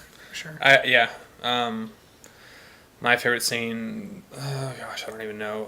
That, I won't spoil anything. That rooftop scene is just really it well really done. really is. Mine. Go ahead. Sorry. Oh, you're good. I mean, the fight scene is really awesome. And I'm really excited about it. But I think that just everything that comes out on that rooftop and the way that it ends, and you wrapped it up so well in that last scene. Like, I remember you kept telling me, like, I don't know if this was, turned out well. I was like, dude, like, seriously, you wrapped this up really well in this last scene. Just tough with the time travel theme. Yeah. It's hard to tie up loose ends on something like that. Very much. Because we've been trying to keep it under wraps as to what actually happens. And I think, do you have any clue what happens? Not really. Okay, see. So. And I that's a good thing, because I don't want anybody to know. I want, because we don't film in sequence. We film out of sequence so that, everything's just easier for scheduling wise and everything. But there are only, I would say, about 6 or 7 people who actually know what the real story of Echo is. I just learned that, and I feel so cool now. Like, people that have been working on this with us. And I mean, I guess, actually, probably a little bit more than that, because the script is available, but as far as who all reads the script, I don't know. There's people that definitely have worked on this who have no idea what happens in the story. And I think there's a couple people that did that on purpose because they want to see the final product and not have it ruined for them. Because it's very much a mystery as to what's going on. It's not just a mindless action movie. There is a story here. And, I'm really excited to see this with people and to, go on that journey with them for the first time. I will say that one thing I do like about what we've worked on so far is that there always seems to be at least some purpose to what we've written or filmed. There's been nothing that's just like, I'm going to be funny for the sake of being funny, or I'm going to be violent for the sake of being funny. There's always like that. There's always some purpose to it. I that's one thing as a writer and a filmmaker that I try to do. I try to put heart into everything that I create, because what's the point of making something just because it would be funny, or have a reason that you're doing what you do. Put something in, put a part of yourself into it. And that's not just with film. That's like That's whatever you do. Yeah. Again, the corny saying, art imitates life, and put heart into like whatever you're doing. Like Shiloh does YouTube and like music stuff, and like he puts heart into that. And it's very obvious. And you with film and like all this you stuff. can tell. You see movies all the time that come out that have no heart to them, and they don't do anything. Yeah, you probably get some every once in a while, like, I don't know, off the top of my head, like Chips or Neighbors, whatever that one was. It Neighbors. There's Neighbors and Neighbors 2. Like Horrible Bosses. I mean, there's nothing to them. There's no story. And, they're funny, but they're not going to be remembered in the grand scheme of things. You're going to always remember movies like Inception or Prestige or whatever the case is that Nolan puts out. No one's going to remember the movies that are like, that was fun for like, because it was funny, or that was, action-y, but like, people are going to remember the movies that like, this dude got the crap beat out of him for this reason. Like, or this was funny for, because it told this story in this way, kind of thing. Absolutely. We just watched this recently. This movie I will always remember for the rest of my life, Whiplash, because it's so good. It seriously hits you like right in the core of who you are. It's very much based around music to start with, and so I haven't really heard the opinion from people that haven't really been involved in music heavily, but it's very much just, it's a movie with a lot of people in it, but it's about 2 people. And it's absolutely. the dynamic between the 2 of them, and it's, again, chills.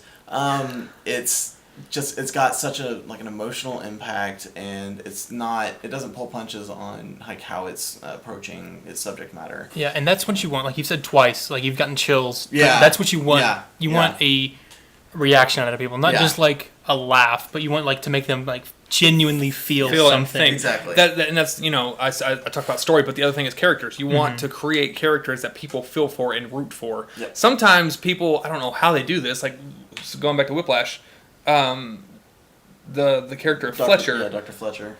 It is insane, and he's one of the worst people in the world, but you still are so interested in this guy. He's my go-to for what a anti-hero is. Yes, and that you want to create characters that people want to watch. Yes.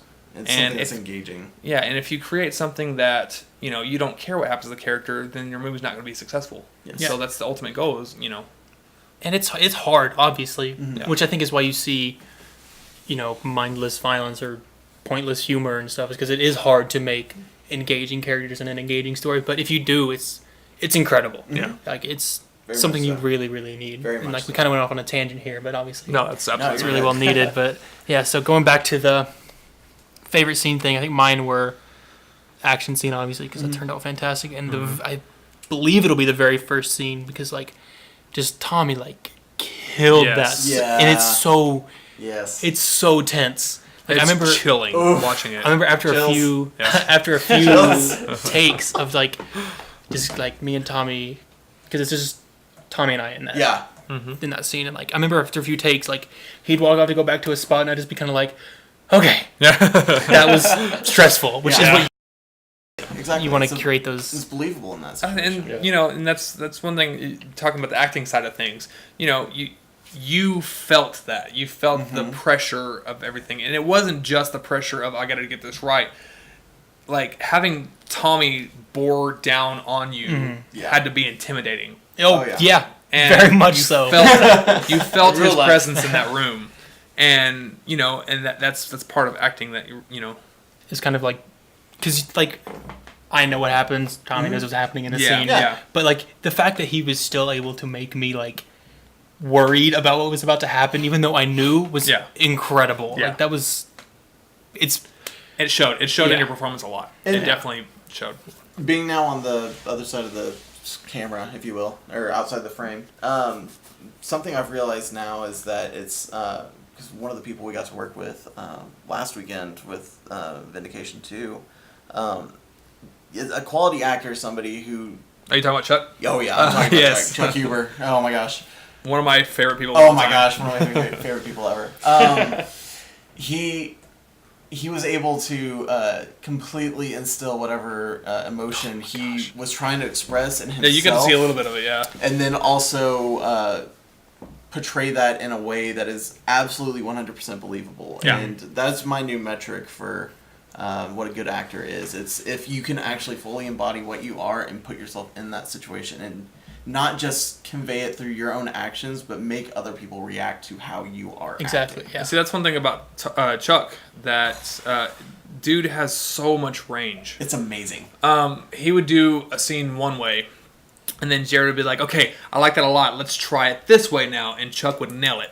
And then Jared would be like, okay, now let's have another option, let's do it this way. And so he went from being just I don't even know really what you would call it, someone a concerned father to a really angry guy. a really angry, almost like an angry uncle kind of feel. Yeah, psychotic level almost. Yeah, and then to just a dad who is very much out of his comfort zone, but has to address this situation Yeah. because it's his daughter at stake, and it just It's so distinct. yeah. I was on set one day Yeah. as an Yeah. extra in that film, and that scene, which is also really intense. I remember just looking at Mike and literally jaw dropped. Yeah. I was Yeah.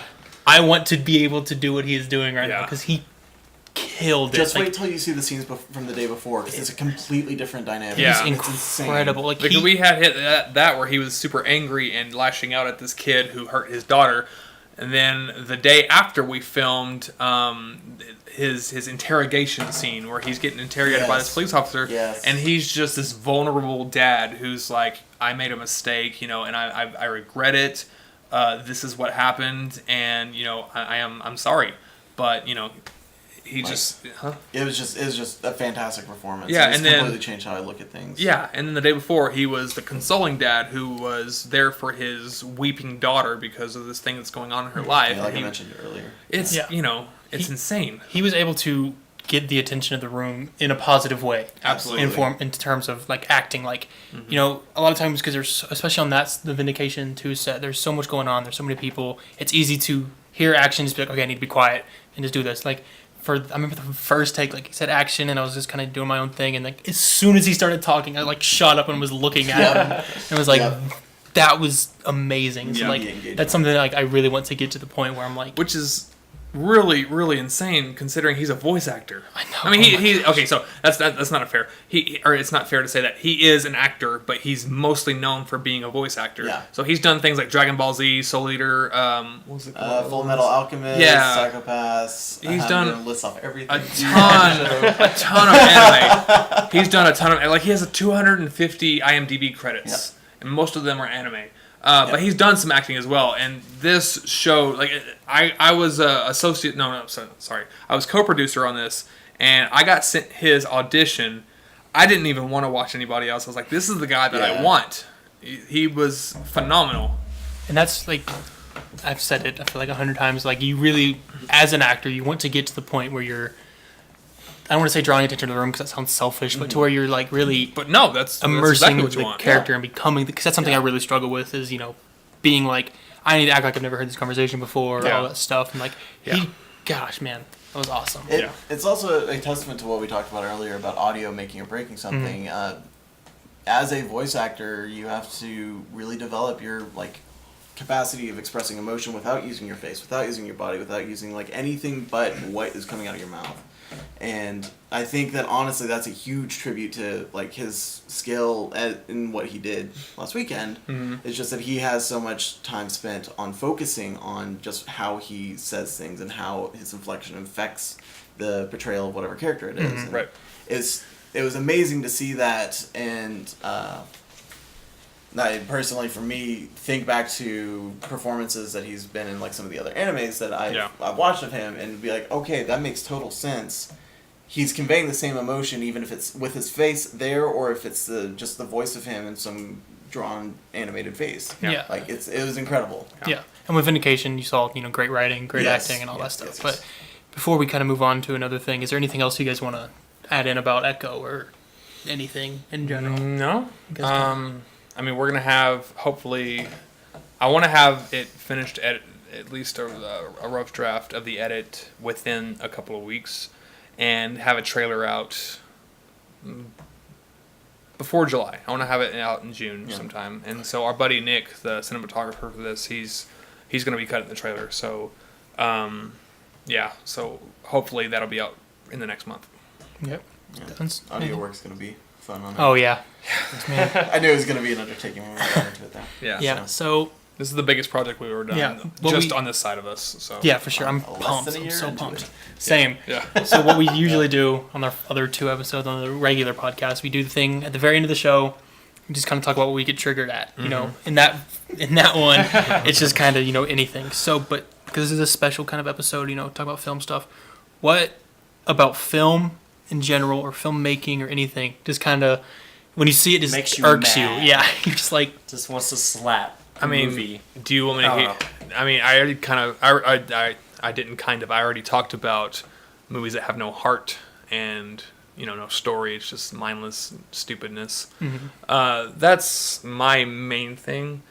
But I don't know. You got one while I'm thinking about a different one? Because I already kind of talked about that, so I'll come up with a different one. There's so much talk about this recently. In fact, I saw a Reddit post that talked about Hollywood's running out of 80s movies to remake. Lord. I think that was following the Top Gun sequel announcement. But the whole, I understand completely why it is a thing, but the idea of making monies as a cash grab versus making something that actually means something, which is why I love the indie films and the short film stuff that we've been doing, and like Whiplash started out as a short film, as kind of a thing, and that kind of stuff. It drives me insane to see just absolutely awful like sequels in non-original media, and I think Baywatch is out this week, and it's apparently awful. Like apparently people just it got really bad. Yeah, it's just terrible.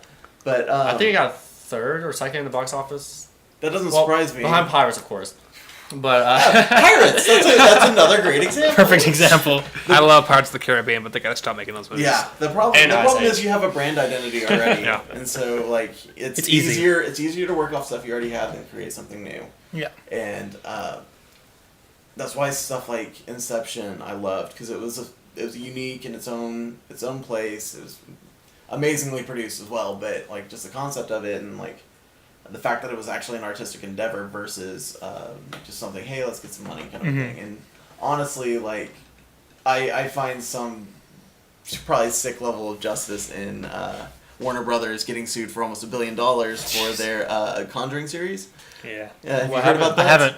So, the Conjuring, Conjuring 2, and Annabelle, I believe, are the three movies that are based off the Yes. case files of those two paranormal investigators, right? Oh, So, in the 80s, I think they... Was it the 80s or was it before that? Whenever it was, at some point... I thought it was in like the time- 60s or something. It might have been like 60s that. or 70s. I think it was a bit older than I was that, trying yeah. to be probably conservative with that. But yeah, it was several decades ago. This guy signed a contract with these two paranormal investigators saying that he had the exclusive rights to all their case files. So when Warner Brothers started making these movies, he sent cease and desist letters saying, hey, I have the exclusive rights to these. Stop making these. And so they made the mistake of... I'm Mr. Meeksies. I'm Mr. Meeksies, for me. They made the mistake of saying, oh no, this is based on historical fact, it's not based on these case files. And so now bro with the rights comes back and says, okay, well you gotta prove that a witch lived here and that ghosts live in this house, or you gotta pay me $986 million or whatever. It was like $20 million more than what the box office made for all three of those movies. Yeah. And so it's gonna be a massive hit unless they can prove ghosts are real.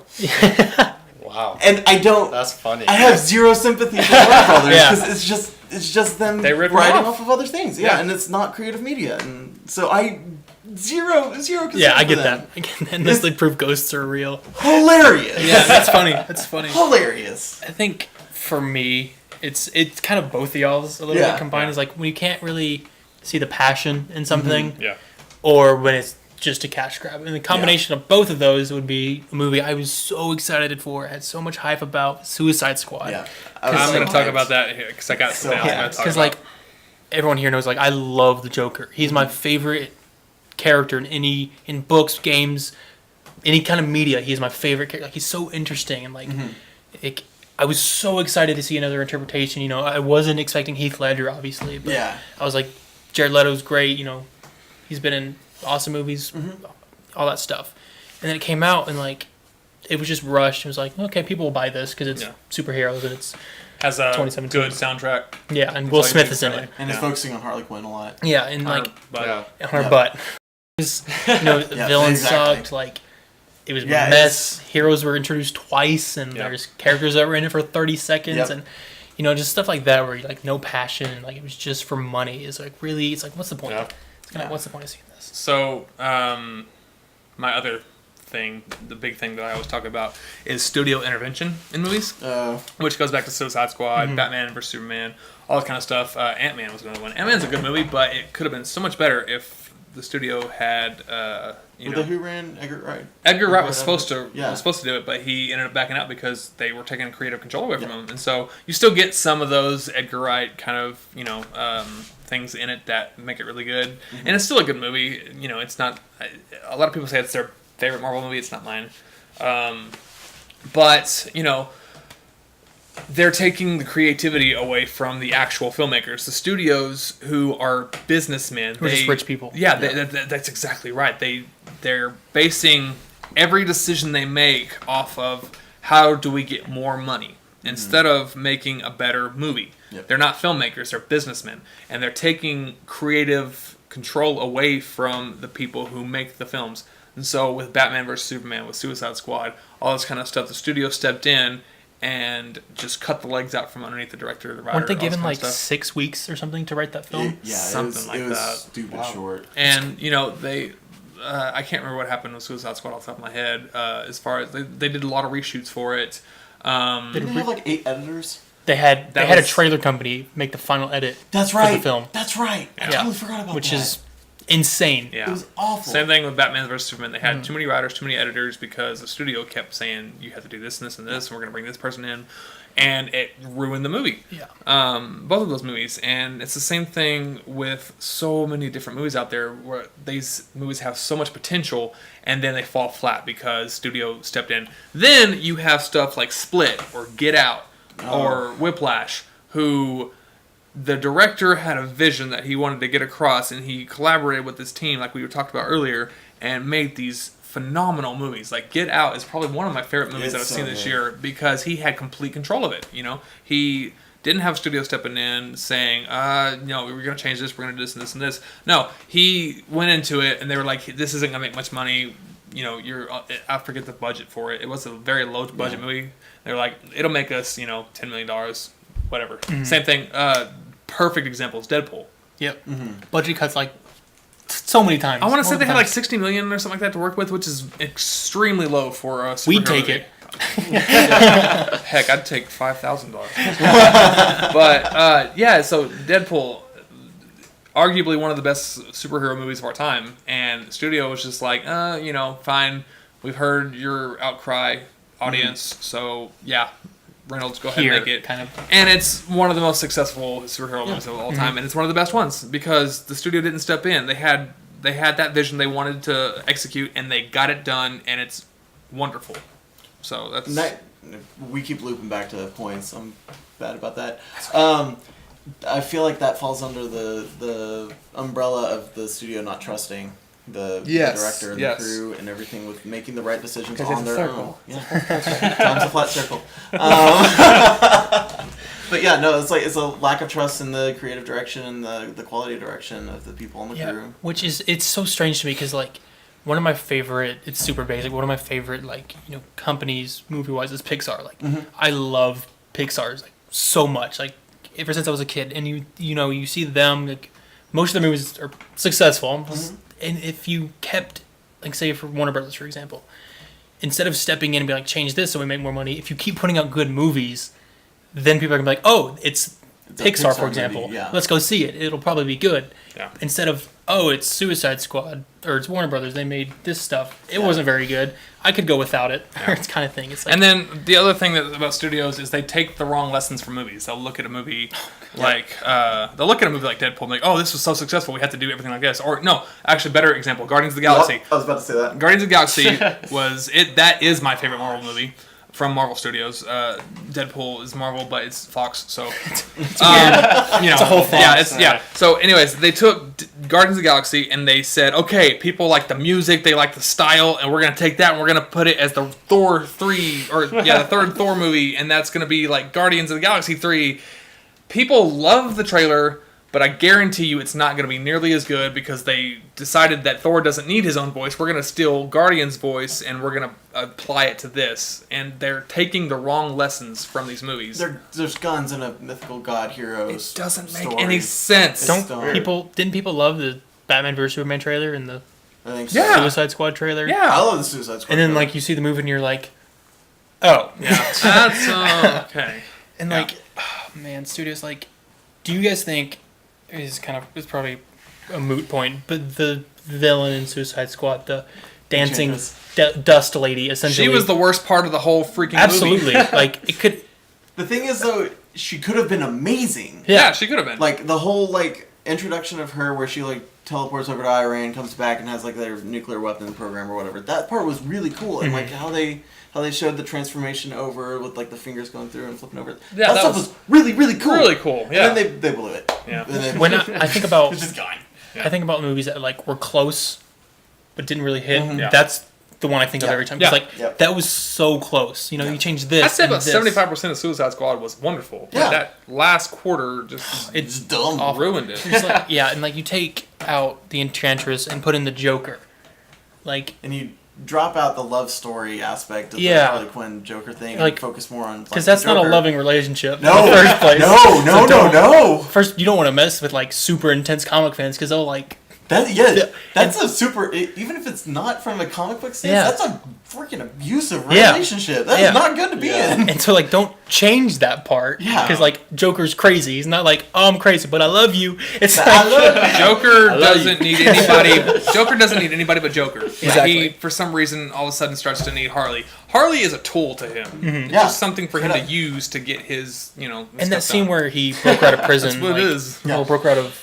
It wasn't Arkham. No. Was it Blackgate? Blackgate. Yeah. I think. When he broke her out of there, if, like, they had a quick little scene of, like, this is why he did it. Yeah. It would have been like, okay, Yeah. that's Joker. He's going to Yeah. use her for No, this. But no. nope. He just loves her, and Yeah. it's not how it's supposed to be. Yeah, it was close. Joker is incapable of love, but they made him love. Aw. Anyway, sorry. Yeah. Yeah, do you Sorry have to get that anything- all on Yeah, you're- comic you're book. Do you have Everything- anything that kind of upsets you well, about I movies? love horror movies, right? Yeah. So I know horror movies are gonna be a little bit stupid, but I hate the ones that are just overly dumb. Like, No storytelling. like 10 minutes into it, they move into a new house or something, and they see someone walking around with a knife, and And there's like, supposed to oh, be- and, and so it happens 2 consecutive nights, and they're like, okay, well, that's we weird. can try another night. Yeah. We got this. They see it again, and it's just like that, and it's just like, it's kind of pointless. be a little bit Yeah. creative. Yeah. Like, that's why I love psychological more Yeah. type of horror movies, because it's hard to mess up those type of movies. Yeah. You can't make those dumb. Not Yo, you can. Well, you if you- can, if you get but to- it's yeah. not that Is horror? common. That's kind of goes along with what we're talking about. There's not effort put into it because I think it was Stephen King that talked about the 3 different types of fear. Yeah. And there's like I forget what the first one's called. I always just call it jump scares. Yeah. Yeah. Oh, It's jump something scares seem to literally be the flying big out. thing. I don't. Those don't even get me anymore. I hate them. I hate jump scare movies. So there's that, which is what it's easy. It works kind of, but Those it's are not good. really Those are good. fun, like in a theater. They can setting. be used. Yeah. They can be used They well. can be used well, but Yeah. they get overused. Yeah. Right. Then there's horror, which is I think it was horror was the fear of the unknown, Mm-hmm. and so that's all your things where you don't ever like the first animated Jaws. movie, Jaws, like any of those where you never actually see what it is, but Yeah. you know there's something there. And then That's like there's- the fear of being scared of the dark because you don't Yeah. know what's there. Yeah. That's exactly. And then there's terror, which is the fear of something you know about, which Yeah. is like It Follows, where, oh my gosh, probably one of my favorite horror scenes. I wasn't a huge fan of that movie, but there's some really good parts in it. There's a girl, or the girl who's being followed is sitting in class, and it's like a slow zoom in, and then it slowly pans over, and you see out the window, and there's just this old lady in the distance walking towards you, and it's like a good minute long scene of her walking towards you without the girl noticing, and you're sitting there watching, and you see people moving around in the quad or whatever outside, and You start screaming. you You're like, see, oh my gosh, no. you see the one constant thing in that scene, and it's that woman walking towards the camera, and it's like you straight up see it, and you know it's there, and you're Yeah. like, crap, stop, Yeah. stop. That's why I didn't like Strangers, or that's why I like Strangers, but I didn't like it because it was terrifying seeing this dude staring at this girl as she's in her house, Yeah. she's walking around, and he's just sitting there watching her, and you're like, she can't see him, but I can. It's terrifying. Yeah, it takes a lot to do it well, Yeah. and I totally understand what you mean on that. I think if you can make horror-wise, if you can make someone like when they're home alone in the dark, think about, I saw this in a movie. I don't want to see that right now. Yeah. Yeah. If you can do that, You you, get scared to get up. yeah, you probably Yeah. did a pretty Yeah. good job. But see, the problem that horror movies make these days, because there's a ton of them, they'll have one idea that's like, oh, it'd be so cool to see that, and then they'll base an entire movie off of that. And the You run out of writing, content. Like one Run scene, out of content. essentially. Yeah. you really do. And we were talking about this the other day, because y'all watched with me The Others, Yeah. which I like that movie, but I do agree with you that it does drag Drags out on, because yeah. they had this really cool idea, and I'm going to go ahead and spoil this for anybody that hasn't watched it because the movie's 15 years old. Haven't seen it by now. fine. It's fine.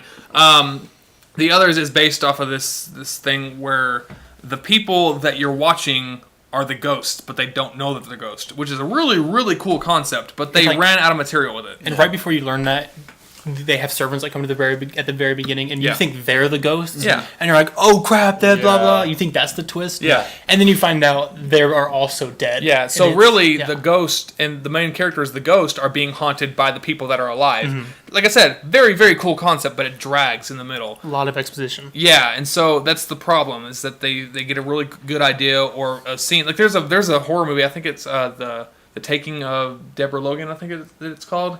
I'll tell you Oh about it. no, it just came up randomly the other day. Yeah, yeah, I don't remember. It's taking some somebody. Yeah, and I've never seen the movie. I haven't heard a lot of people talk about it, so I don't think it's all that good. But I heard a podcast about it. They were talking about how the reason they made this movie was because this dude had this idea of this woman who had Alzheimer's, or they think has Alzheimer's, is actually possessed, and she's possessed by like a demon snake thing. The whole idea was that you see this woman eating a human body like a snake, just through her mouth, just unhinge the jaw. yeah. Kind of thing. And granted, it's a really cool looking scene. They didn't have much else to go on. They just made a whole movie around that Yeah. idea. And so that's the problem.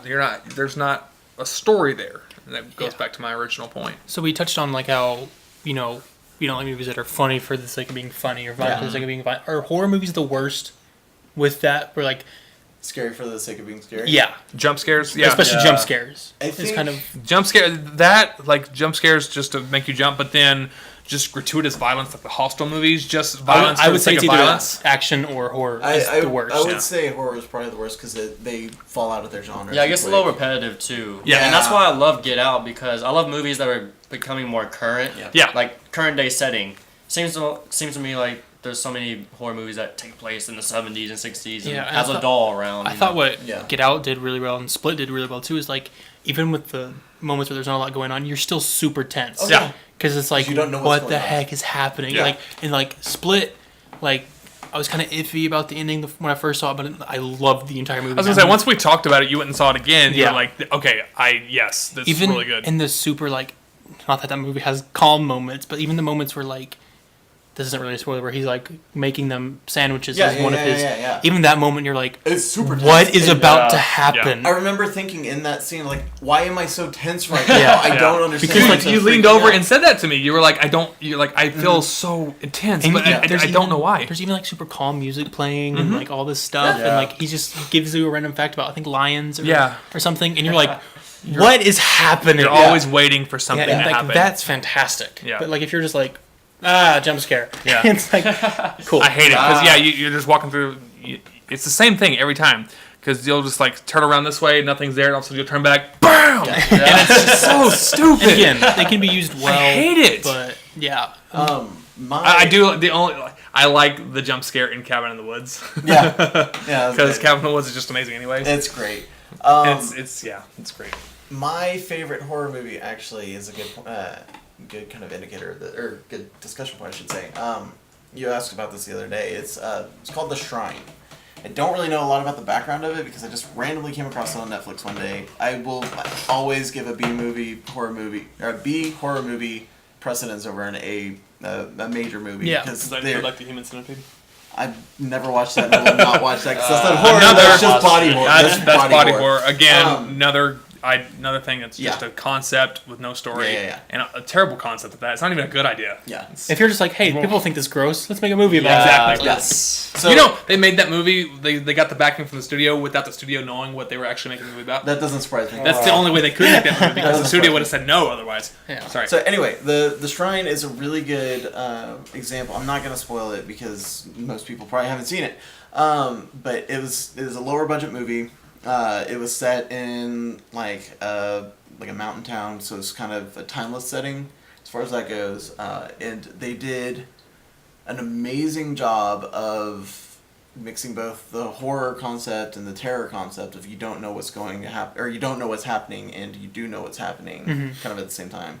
And plus a pretty decent twist if you don't know what's happening when you're going into it. And I again, it's another one of the ones I get chills from. But it's just, I remember, like, I came home from college one day. I was like, I want to watch something that I don't really have to pay attention to too much. I'm going to watch a horror movie. And so I got on Netflix and just went through. I thought the cover looked cool. It had a cool title and synopsis. I was like, I'll watch this. And so I watched it, and like 10 minutes in, I was engaged. And I was like, okay, this is legit. Yeah. And so, like, it will probably, for the... a very, very long time be my favorite horror movie ever. Yeah. Get Out is really close. Gosh, but Get Out and Split, like those came out. Did those both come out those both 2016? came out, This they year? both came out this year. Yeah. This is Those are 2015 two now. both like. They're I very think- well made. Did they come out this year? I guess it did. Get Out definitely did.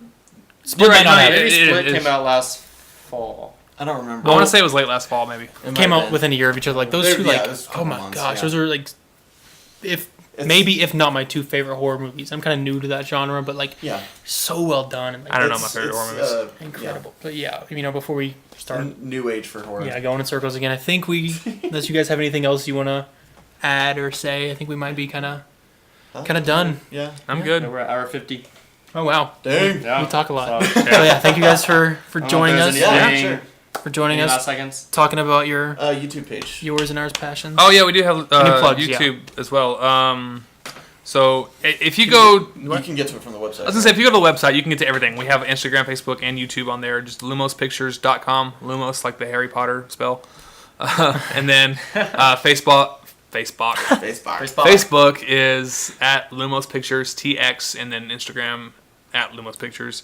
And I think that YouTube, you have to have 100 subscribers to be able to have your own There's some little thing. So we need more subscribers, so subscribe to us and easier. see some more stuff. But otherwise, yeah, you can find us through our website. We'll have those in description for YouTube stuff, and Down if we below. can find out on SoundCloud. Yeah. So this is my first time in the movie world, so it was pretty cool to see each of Yeah. y'all's distinct talents. Yeah. And it was extra cool for me to be involved with the slates and You be did an well. extra. Yeah, it put was you on very the- cool. I'm gonna put you on It's the very spot. I'm glad to have So you yeah, guys it's anytime. a world, or it was a movie rookie for I'm me. gonna put you on the spot before we shut it down. Something you want to do it again? And a spot? On the spot. Oh, on the spot. Is Okay. it something the you want to spot. do again? Yeah. You're going to go Of on course. that spot over there. Yeah. We're gonna put you inside of a Of course. spot. I love anything entertainment wise. That's Yeah. why I'm in YouTube music. Yeah. Yeah. Yeah. Movies is something it's just so hard to get into because it's It Yeah. is. a teamwork. You can't just be like, oh, I'm gonna make Exactly. a movie. That's what YouTube's for. So, Yeah. that's what So thank you guys for listening / watching. Thank you guys for yeah, for sure. joining us. So Absolutely. I've been David. I'm Shiloh. I once was Mike. I could have been Stebbins. All right. Thank you guys for listening. Well, Thank you for listening. thank you. Thank you for Tune listening. in for the future. Deuces. Thank you. Please favorite, like, and subscribe.